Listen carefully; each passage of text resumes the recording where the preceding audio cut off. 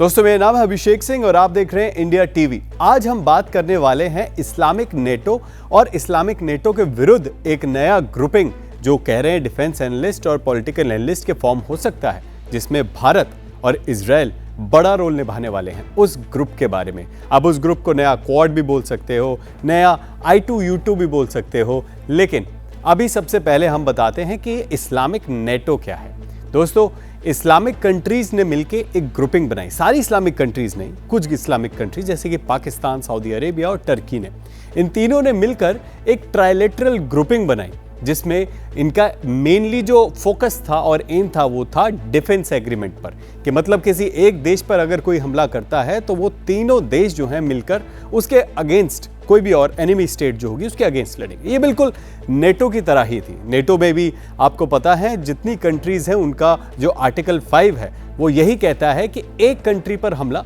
यानी कि पूरे नेटो पर हमला, तो पूरा नेटो अगर कुछ ऐसा होता है तो पूरा नेटो और सबसे बड़े पार्टनर्स जो हैं उसके फ्रांस बोले, यूएस बोले, यूके बोले, वो आकर वो अटैक करेंगे उस एनिमी कंट्री के अगेंस्ट।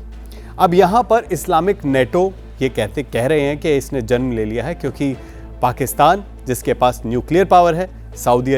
जिसके पास ऑयल है, पैसा है, और टर्की जिसके पास modern and advance defence equipment है,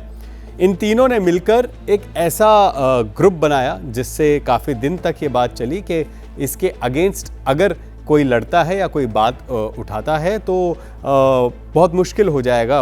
उन कंट्रीज़ का। स्पेसिफिकली इजराइल में और इंडिया में इसको लेकर बात बहुत ज़्यादा ज़ोरों शोरों से हुई, क्योंकि पाकिस्तान आपको पता है कि गीदड़ भभकियाँ देता रहता है, अपने एटम बम को लेकर जो है सीना पीटता रहता है, लेकिन कहीं ना कहीं पता है कि ब्राह्मोस का एक निशाना पूरे पाकिस्तान को चुप कराने के लिए काफ़ी है। लेकिन ये अभी जो हाल ही में जो नेटो बना, इस्लामिक नेटो जिसकी हम बात कर रहे हैं, कहीं ना कहीं डिफेंस एनालिस्ट और पॉलिटिकल एनालिस्ट जो हैं वो ये कह रहे हैं कि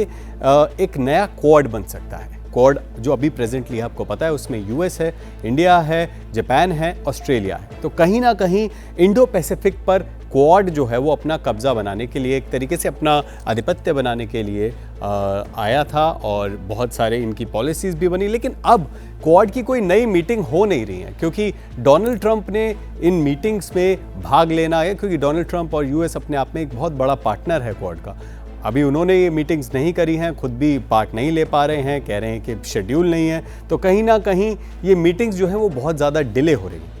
अभी ग्रुपिंग्स को लेकर बात चल रही है कि एक नई ग्रुपिंग भी शायद अब फॉर्म हो सकती है, जिससे कि इस्लामिक नेटो जो अपने आप को मिडिल ईस्ट का एक बहुत बड़ा बादशाह बनाने की जो बात उनकी जो एम थी वो निकल के आ रही थी, अब वो ख़त्म हो सकती है, क्योंकि इस नई ग्रुपिंग में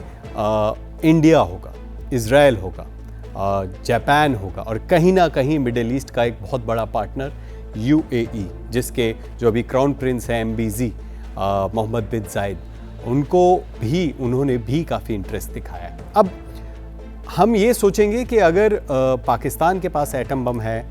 एक यूएसपी एक कंट्री के देखें इस्लामिक नेटो में, पाकिस्तान के पास एटम बम है, सऊदी के पास तेल है, फाइनेंस है, पैसा है, टर्की के पास एडवांस इक्विपमेंट है, तो अगर कंपेयर करेंगे इस नए क्वाड से या इस नई ग्रुपिंग से, तो उसमें ये जो कंट्रीज़ हैं नए क्वाड की, इनके पास क्या क्या है। आपको पता है कि जापान और इजराइल जो है कहीं ना कहीं टेक्नोलॉजी में, डिफेंस इक्विपमेंट में और इवन फाइनेंस में भी ये कंट्रीज़ बहुत ज़्यादा आगे हैं। स्पेसिफिकली अगर बात करें युद्ध में जाने की या युद्ध में अपने जो क्षमताएं हैं उन्हें दिखाने की, तो ये दो कंट्रीज़ जो हैं कहीं ना कहीं हमेशा से आगे रही हैं। दूसरा, अगर हम बात करें UAE की, तो UAE एक मेजर फाइनेंस और ऑयल सपोर्ट में मदद कर सकता है इस ग्रुपिंग को। बहुत सही जियोपॉलिटिक्स में अगर कहें तो ये UAE और MBZ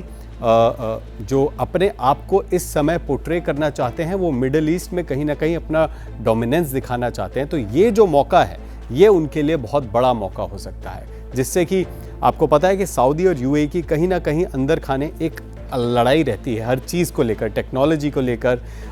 ऑयल को लेकर, डिफेंस को लेकर। कुछ भी नया आता है, अगर जो UAE में आता है सऊदी उसे फॉलो करता है, सऊदी में आता है तो UAE उसे फॉलो करता है। MBZ के पास ये नया मौका होगा जिसमें वो अपने सिक्योरिटी, अपने ऑयल की सिक्योरिटी को, अपना रूट जहाँ से ऑयल शिपिंग होती है, अपना डिफेंस जितना भी उनके पास है, वो टेक्नोलॉजी ट्रांसफ़र्स और जो भी वो चाहे वो कर सकते हैं इस वक्त इस नई ग्रुपिंग के साथ। और अब बात करते हैं इंडिया की। इंडिया के पास सबसे बड़ी एडवांटेज जो है वो है इंडियन ओशन में एक बहुत बड़ा शेयर होल्ड करना। इंडियन ओशन, आपको पता है कि इस वक्त जो सबसे ज़्यादा शिपिंग, सबसे बड़ा रूट है वो इंडियन ओशन का रूट है। और इंडियन ओशन में जो सबसे ज़्यादा जो कंट्रोल कर सकता है इजीली स्थितियों को, वो है भारत। अगर स्ट्रेट ऑफ हॉर्मूज से जो भी शिपिंग जो टैंकर्स हैं वो निकल के आते हैं, कहीं ना कहीं अरेबियन सी जाते हैं और वहाँ से इंडियन ओशन में होते हुए वो अपने गंतव्य स्थान के लिए निकल जाते हैं। लेकिन ये जितना भी शिपिंग रूट्स है इंटरनेशनल वाटर्स में आता है, इंडियन ओशन में आता है, यहाँ पर इंडियन नेवी अगर चाहे तो अपने हिसाब से इस पूरे ग्राउंड में प्ले कर सकती है। और अगर ऐसा लगे, क्योंकि यूएस ने ब्लॉकेड लगाया, अगर इंडियन नेवी को ब्लॉकेड लगाना पड़े तो पाकिस्तान से लेकर चाहे आप मिडल ईस्ट तक, स्ट्रेट ऑफ हॉर्मूज की ओपनिंग तक, वहाँ तक इंडियन नेवी ब्लॉकेड लगा सकती है। इतनी ताकत इंडियन नेवी इस वक्त होल्ड करती है। और सबसे फास्टेस्ट, सबसे ज़्यादा पावरफुल जो नेवी है, one of the best navies in the world में इंडियन नेवी आती है। तो मैरीटाइम में जो होल्ड रखती है वो इंडियन नेवी है। लेकिन फिर भी मैं आपको बता दूँ कि इज़राइल और जापान में कहीं ना कहीं आपको पता है कि आयरन डोम, डेविड स्लिंग, ऐसे जो एयर डिफेंस सिस्टम है वो है। तो टेक्नोलॉजी मतलब इज़राइल और जापान की सबसे वर्ल्ड क्लास है। एआई सर्विलेंस, जापान, आपको शायद नहीं पता हो, Japan world class naval ship builders में से आता है। तो naval ship building, micro electronics, space observation and advance sensors में ये दो कंट्रीज़, इजराइल और जापान, इस ग्रुपिंग में अपना रोल प्ले कर सकती हैं। उसके अलावा यूएई और जापान मेजर गल्फ पोर्ट्स में, जैसे कि दुबई, जबल अली, ऐसे पोर्ट्स में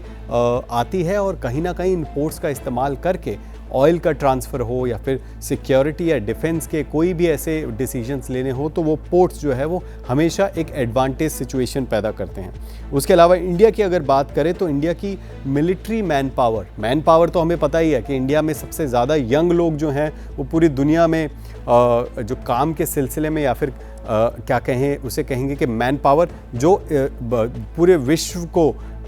चलाती है और विश्व में एक तरीके से जॉब्स में सबसे ज़्यादा रोल प्ले करती है ग्रोथ के लिए, पूरे वर्ल्ड की इकोनॉमी के लिए। लेकिन मिलिट्री मैन पावर इंडिया की सबसे ज़्यादा है और इंडिया की जो ब्लू वाटर नेवी है वो, उसकी जो ताकत है इस वक्त वो बहुत ज़्यादा है। लॉन्ग रेंज की पावर प्रोजेक्शन और नॉन अलाइंड डिप्लोमेटिक फुटप्रिंट,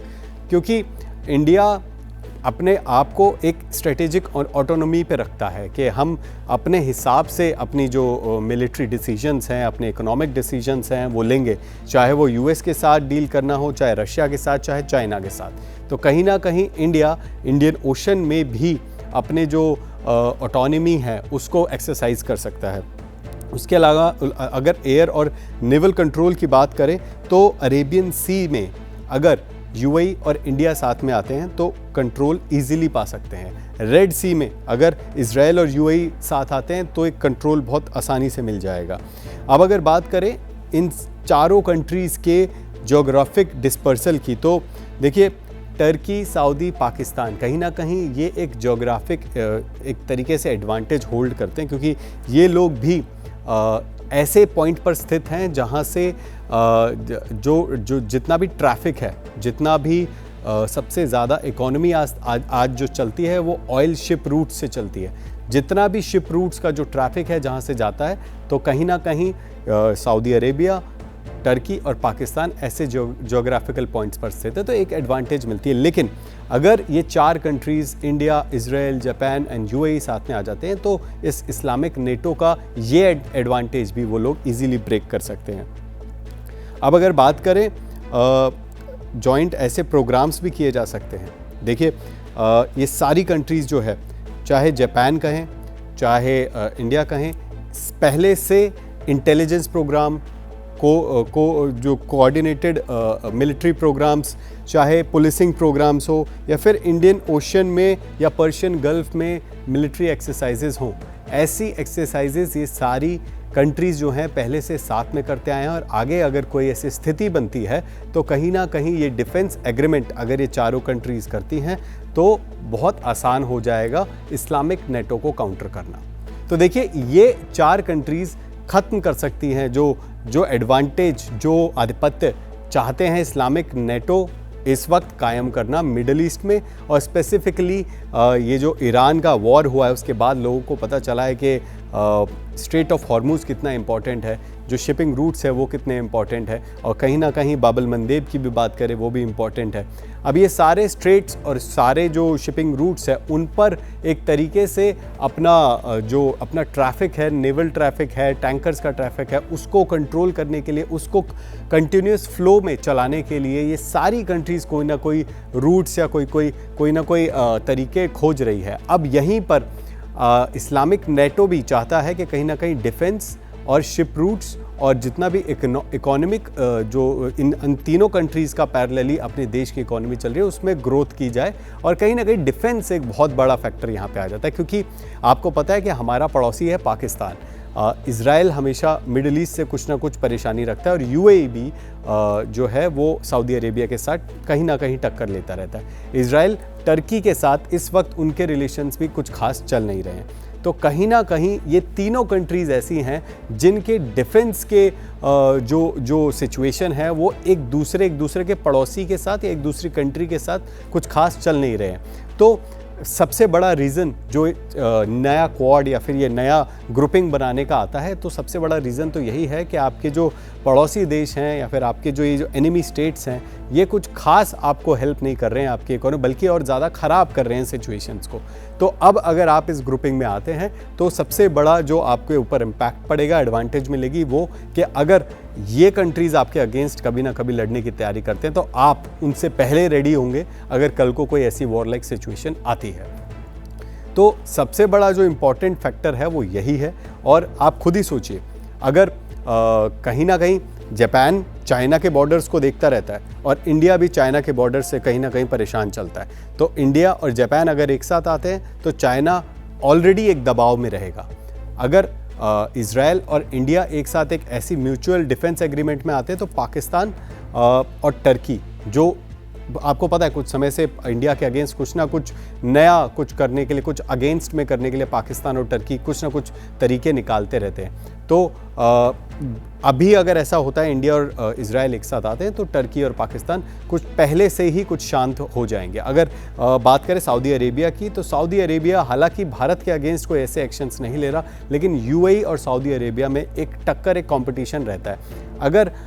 ये नई ग्रुपिंग आती है तो सऊदी अरेबिया भी ऑलरेडी कुछ ऐसे डिफेंस के जितने भी इश्यूज़ हैं वो करने से पहले 100 बार सोचेगा। तो देखिए, ये तो थी नए क्वाड की बात। आपको क्या लगता है कि इस नए क्वाड से कुछ फ़ायदा होगा भारत को, या फिर इस नई ग्रुपिंग से इस्लामिक नेटो का दी एंड हो जाएगा? अगर आपको ऐसा लगता है तो हमारे कमेंट सेक्शन में आप ज़रूर बताइए। बाकी देश और दुनिया की सारी खबरें देखने के लिए आप देखते रहिए इंडिया टीवी।